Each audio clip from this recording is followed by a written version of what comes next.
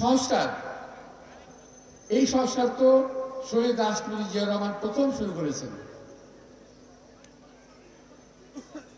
ন্যায্য এবং ভালো একটি সংস্কার তিনি করেছিলেন। এই হাসিনাকে রাজনীতি করার সুযোগ দিয়েছিলেন, এটা হয়তো আপনারা জানেন না। হাসিনার রাজনীতি করার কোনো সুযোগ বাংলাদেশে ছিল না। বাকশাল করে শেখ মুজিব সমস্ত কিছু বন্ধ করে দিয়েছিল। পত্রিকা মাত্র 4টি, দল মাত্র 1টি, সেটা কি বাকশাল। অর্থাৎ তাদের সৃষ্ট আওয়ামী লীগ, সে আওয়ামী লীগও খেয়ে ফেলেছিল ওই বাকশাল। প্রিয় ভাইরা, এবং ওই বাকশালের কারণে হাসিনা রাজনীতি করার কোনো সুযোগ ছিল না। প্রথম সংস্কার করলেন, বাকশাল উঠিয়ে দিলেন, সর্বদলীয় রাজনীতি চালু করলেন, সকল পত্র পত্রিকা চালু করলেন। আমাদের সামনে আছে কতগুলো মিডিয়া, মাশাআল্লাহ, অনেক, তাই না? আজকে যদি 4টি মিডিয়া থাকতো, তাহলে এরকম মাইক্রোফোন থাকতো, এই 4টি, একই ভাষায় সব জায়গায় বলা হতো। সব উঠিয়ে দিলেন, সংস্কার সাধন করলেন শহীদ রাষ্ট্রপতি জিয়া রহমান। জনগণকে কথা বলার অধিকার দিলেন, জনগণকে ভোট দেওয়ার অধিকার দিলেন। ভাই, সংস্কার হয় না? সংস্কার তো হয়েছিল। দেশনেত্রী বেগম খালেদা জিয়া বহুদলীয় গণতন্ত্র কায়েম করলেন। উনি সংস্কার করেন না? সংস্কার ঘোষণা দিয়ে হয় না ভাই। আর যে সংস্কারগুলো করবেন, আমি মনে করি ডক্টর মাহাদি আমিন আপনাদেরকে ইতিমধ্যে বুঝিয়ে দিয়েছেন।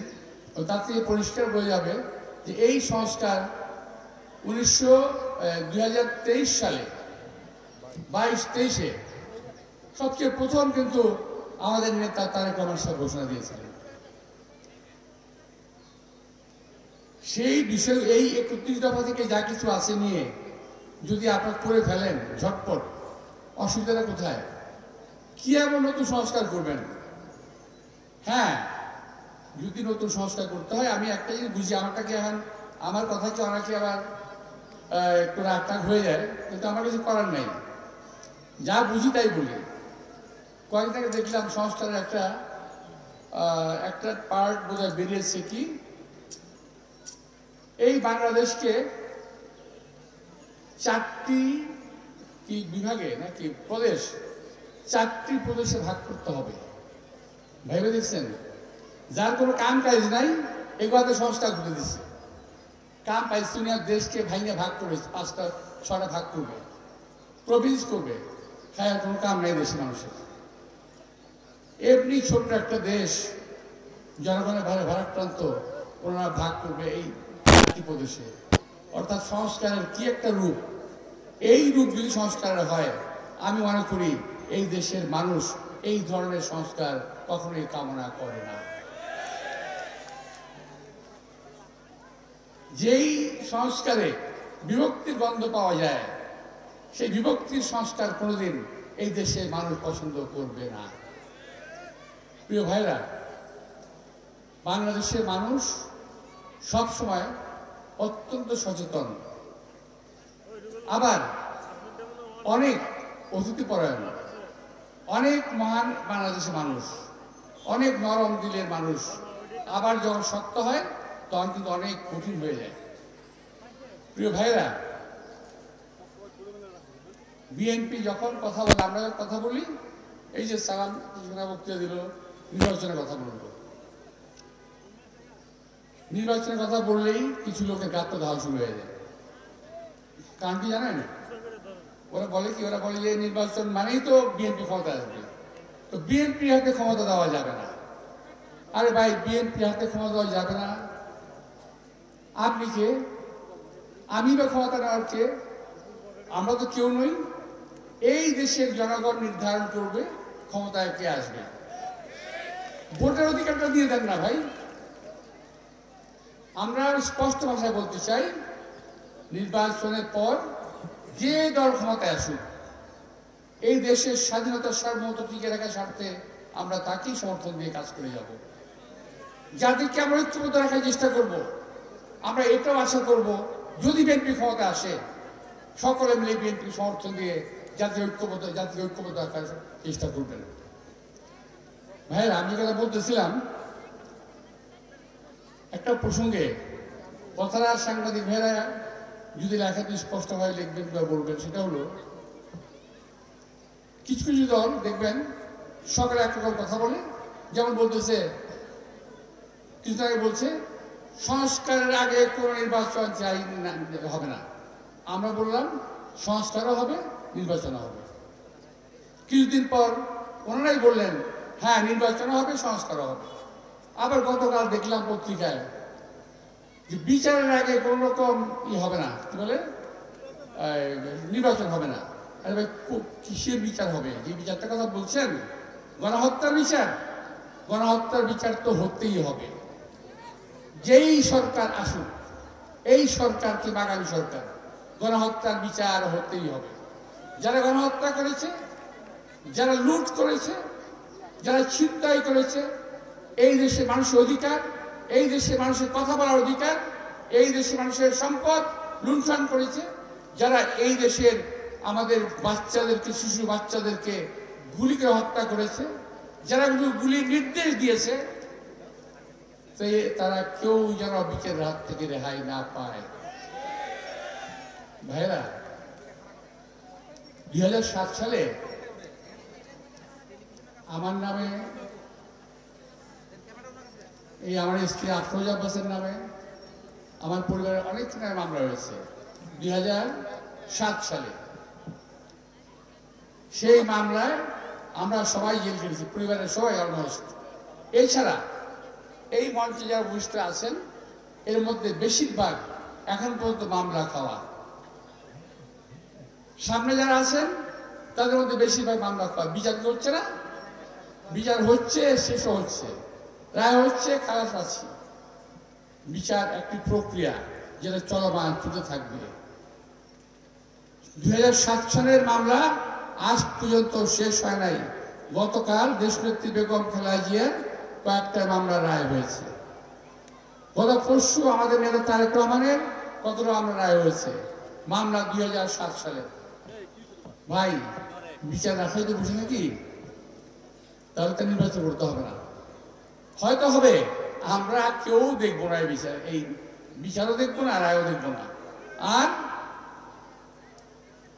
ভোটও দেখবো না।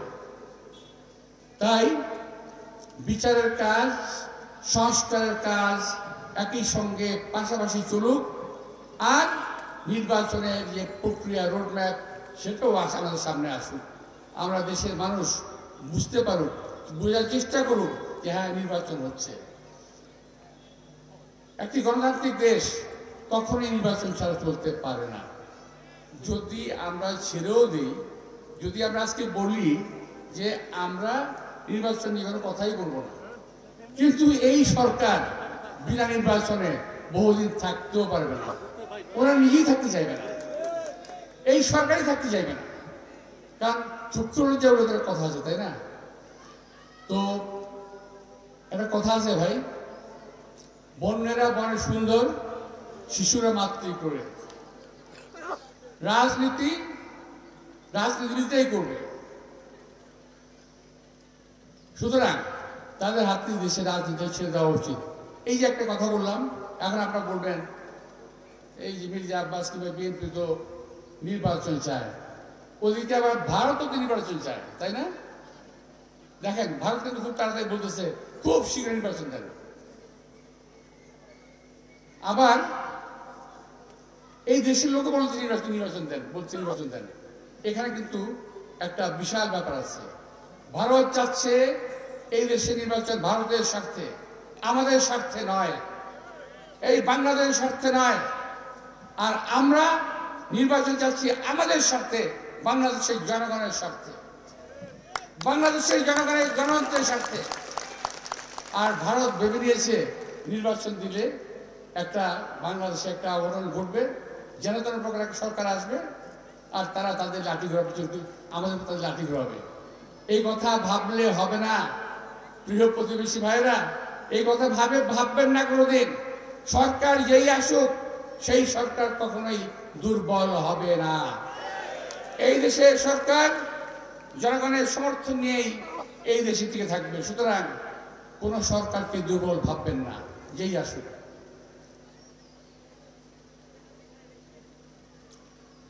প্রিয় ভাইরা, সময় শেষ, মাগরিবের নামাজ সামনে। আমি পরিশেষে বলতে চাই, আজকে এখানে আমি যারা আসছি একটু আসলে শরীরটা একটু ভালো না, তারপরে বলবো আজকে যে এলাকায় আমি বসে আছি আমার অত্যন্ত প্রিয় এলাকা।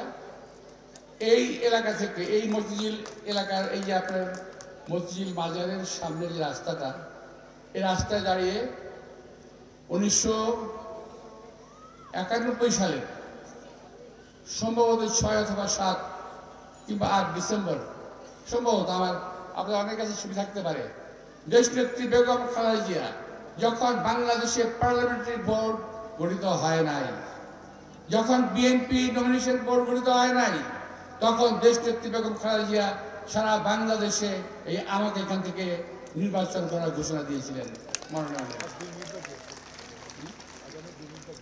তা আমি এই জন্য সেই কারণেই সেই কৃতজ্ঞতা শুরু আপনার সামনে আসছি। দেশনেত্রী বেগম খালেদা জিয়া সুস্থ আমাদের মাঝে আসবেন এবং আশা করছি যার নির্দেশনায় আজকে আমাদের এই কর্মশালা, আমাদের নেতা তারেক রহমানের নেতৃত্বে একটি সুন্দর বাংলাদেশ আমরা প্রতিষ্ঠা করব যেখানে যে অবস্থায় আছি, এবং আমরা এখান থেকেই ঐক্যবদ্ধভাবে তাকে সহযোগিতা করে এই সুন্দর বাংলাদেশকে গড়ার সুযোগ করে দেবো দেশনেত্রী নেতা তারেক রহমানকে। সবাইকে আন্তরিক শুভেচ্ছা।